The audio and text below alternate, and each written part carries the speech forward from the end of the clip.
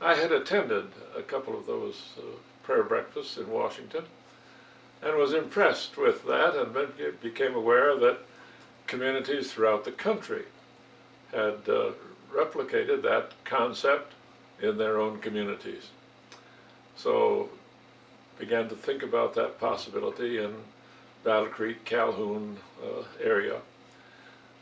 At that time, the Federal Center conducted an annual prayer breakfast for people working at the Federal Center. They invited the general community, but very limited participation.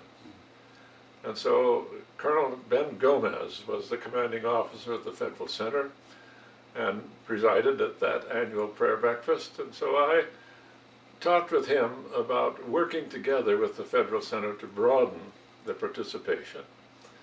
And I had invited Colonel Gomez to join me for breakfast, just the two of us, to talk about the idea, because we didn't want to, in a sense, try to take over something they were providing leadership for. We wanted to work together.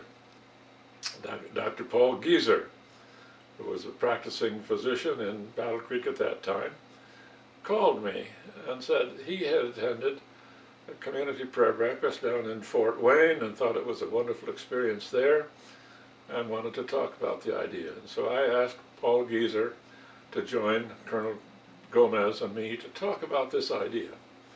So we met and decided that we would work together in broadening the concept of the community prayer breakfast.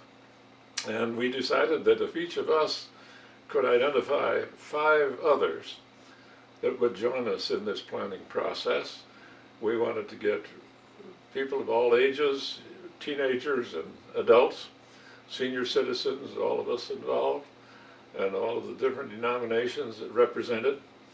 And so we created this committee of 18 or 20 people who were the first planning committee.